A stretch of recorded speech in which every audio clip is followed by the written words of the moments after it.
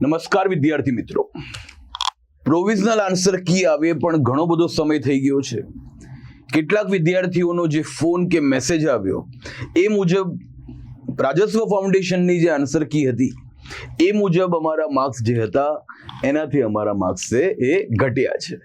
તો દોસ્તો એને જ ધ્યાનમાં રાખીને આપણે પ્રોવિઝનલ આન્સર કી બાદ ફરીથી એક વખત કટ ઓફ નું પ્રેડિક્શન કર્યું હતું અને એમાં આપણે કટ ઓફ છે એ પણ થોડું નીચે મૂકી દીધું હતું ઓર વિદ્યાર્થીઓ સાથે ચર્ચા કર્યા બાદ. તો ઘણાને એવું લાગે છે કે માર્ક્સ ઘટ્યા છે, પણ આપણે જે કટ ઓફ નું પ્રેડિક્શન કર્યું છે એનાથી અગર એ માર્ક્સ 5 કે 10 વધારે ઉપર બેઠો છે તો એને હવે બિલકુલ સમય વ્યતીત નથી કરવાનો. લગભગ 3 અઠવાડિયા જતા રહ્યા છે જીપીએસસી ક્લાસ 1-2 ની પ્રિલિમ્સ પતીએ. આ તો ગોલ્ડન ટાઈમ કહેવાય. જેના માર્ક્સ થઈ રહ્યા છે એને તો દિવસ રાત એક કરીને મહેનત કરવી જોઈએ. જીપીએસસી 1-2 ની મેન્સ ઓક્ટોબર 5 થી 11 માં અત્યારે લખી છે, તો 3 મહિના જ બચ્યા છે. આજથી ગણીએ તો લગભગ 100 દિવસ આપણે ગણીએ કે બચ્યા છે. તો એકદમ મગજમાં ધ્યાનમાં રાખવાનું છે કે છેલ્લે હાથમાં પછી બધું નથી આવતું. જેના એવું લાગે છે કે કટ ઓફ ની નજીક માર્ક્સ થયા છે તો એ અડધો દિવસે એ જીપીએસસી મેન્સ કરે, હાફ ડે છે બાકીની જે આવનારી પરીક્ષાઓ છે એની તૈયારી કરે. જેને એવું લાગે છે કે કટ ઓફ થી હું થોડો પાછળ છું એને પણ ધ્યાનમાં રાખવાનું છે કે તૈયારી તો સતત કરતા રહેવાનું છે. ઓકે, આ ફિલ્ડમાં કોમ્પિટિટિવ એક્ઝામ સ્પર્ધાત્મક પરીક્ષાના ફિલ્ડમાં ટકવું હોય તો ક્યારેય અટકવું નહીં. તો યાદ રાખવાનું છે કે મહેનત કરતા રહેવાની છે. कुछ किए बिना कभी जय जयकार नहीं होती, कोशिश करने वालों की कभी हार नहीं होती. તો યાદ રાખવાનું છે કે અગર માર્ક્સ ઓછા થઈ રહ્યા છે તો આવનારી પરીક્ષાઓ ગૌણ સેવા પસંદગી મંડળની સીસી ની પરીક્ષા છે એ પણ સંભળાઈ રહ્યું છે કે સપ્ટેમ્બર મિડમાં હશે, તો એના પાછળ લાગી જાઓ.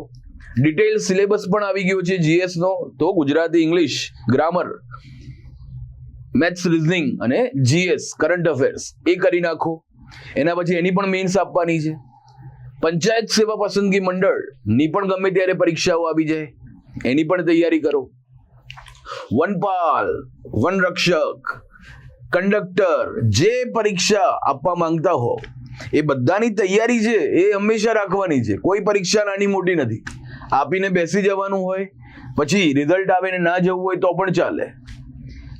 મેઇનલી દોસ્તો ફરીથી હું જણાવું છું કે જે આપણે હજી સુધી જીપીએસસી 1-2 માટે વિષયો કર્યા છે, history, geography, polity, economy, art and culture, current affairs, science tech, maths અને રીઝનિંગ, એ આવનારી બધી પરીક્ષાઓમાં કામમાં આવવાનું જ છે. જેમ કે જીપીએસસી 1-2 ની મેન્સ કરવા માટે તમે અત્યારે ગુજરાતી, ઇંગ્લિશ વગેરે કરતા હો તો એ પણ સીસી ની મેન્સમાં ગ્રુપ એમાં તો આવવાનું જ છે. તો સમય છે એ વેસ્ટ કરવાના બદલે આ જે સમય છે એનો યુટિલાઇઝેશન કરવાનું છે અને સ્ટ્રેટેજી બનાવવાની છે. ઓકે, રણનીતિ પર કામ કરવાનું છે.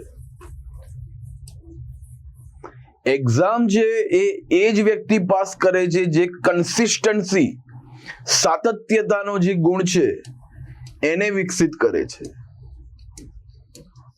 અને હંમેશા સાચા સમયે સાચી તૈયારી કરે છે. આવનારા 6 મહિના આપણે ગણીએ કે આ જૂન જઈ રહ્યું છે, અડધું વર્ષ પતી રહ્યું છે. આવનારા 6 મહિના પોતાના જીવનના એને નક્કી કરવાનું છે કે કઈ એક્ઝામને ટાર્ગેટ કરીને મારે કઈ તરફ જવાનું છે. ભવિષ્યમાં ઘણી બધી પરીક્ષાઓ આવી શકે છે.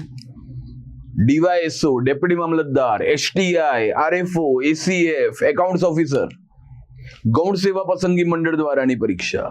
તો બધી જ પરીક્ષાઓને ટાર્ગેટ કરીને તમે એ પ્રકારે રણનીતિ રાખો. આ મારો છે ફર્સ્ટ નંબરનો ગોલ જીપીએસસી ક્લાસ 1-2. આ મારો છે એના પછીનો ગોલ. જે તમે મોડેલ ઉભા કરતા હો રણનીતિના કે નહીં આવું થશે તો હું આ કરીશ, પ્રોબેબિલિટી નક્કી કરીશ, આ મારું જીપીએસસી 1-2 માં અચાનકથી સિલેક્શન થશે તો હું આ કરીશ.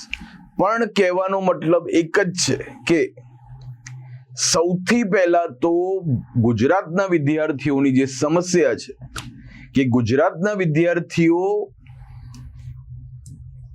તૈયારી પાછળ નથી ભાગતા, પરીક્ષા પાછળ ભાગે છે. આ ખોટી રણનીતિ છે. ઓકે, ક્યારેય પરીક્ષા પાછળ નથી ભાગવાનું.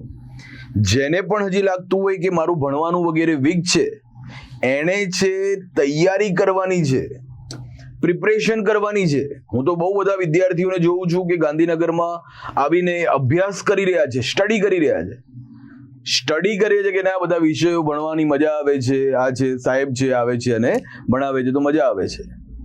પાસ કોણ કરવાના છે? જે રણ વિજય માટેની તૈયારી કરતા હોય છે, પ્રિપરેશન કરતા હોય છે. અને પ્રિપરેશન કરવા વાળો છે એ આખો અલગ રીતે સિંહાવલોકન કરતો હોય છે કે નહીં, હું કઈ રીતે આ બધી જ બાબતોનો અભ્યાસ કરું છું અને પછી આ મુદ્દા ઉપર કામ કરું છું. તો યાદ રાખવાનું છે કે હજી પણ કોઈને જીપીએસસી 1-2 ના ફાઇનલ આન્સર કીની વેટ કરી રહ્યું છે તો એ ખોટી બાબત ગણાશે. PAK આવી ગઈ છે, ઓબ્જેક્શન જે તમને લાગે એ ઉઠાવો. માર્ક્સ PAK મુજબ કટ ઓફની નજીક થઈ રહ્યા છે, આપણું પ્રેડિક્શન હતું એ મુજબ, તો જબરદસ્ત તૈયારી શરૂ કરો. નહીં તો તમે પછી જે કહેવાશે કે બીજો માર્ગ છે એ પણ અત્યારે થોડો પકડી નાખો કે જોબ સિક્યુરિટી માટે હું ગૌણ સેવા પસંદગી મંડળ કે પંચાયત સેવા પસંદગી મંડળની પરીક્ષા છે એને ટાર્ગેટ કરીશ. અને હજી પણ કોઈ તમારા મિત્રો, તમારા સગા સંબંધીઓ, તમારા ભાઈ વગેરે, બહેન વગેરે ને પ્રિપરેશન માટે તૈયારી કરવી છે તો ફાઉન્ડેશન બેચમાં પણ જોડાઈ શકે છે. આપણી ગાંધીનગરની ફાઉન્ડેશન બેચ છે એ પણ ચાલી રહી છે. નેક્સ્ટ મંથ બીજી પણ એક ચાલુ કરીશું જુલાઈમાં. અને અમદાવાદમાં કોઈ રહેતું હોય તો મેઇન તો એ મુદ્દો હતો કે અમદાવાદમાં આવતીકાલે સેમિનાર છે જેની અંદર હું તૈયારી છે એનો મુદ્દો સમજાવવાનો છું, માર્ગદર્શન આપવાનો છું UPSC GPSC નું. તો તમારા કોઈ જે પણ નોન પર્સન છે એને પણ જાણ કરો કે આવતીકાલના આપણા સેમિનાર છે એમાં અટેન્ડ કરે. એડમિશન વગેરે દૂરની વાત છે, ફિલ્ડને જાણશે, ફિલ્ડમાં તો આવવાનું કદાચ મન થશે. ઓકે, જય હિન્દ, જય ભારત, જય જય ગરવી ગુજરાત. Thank you.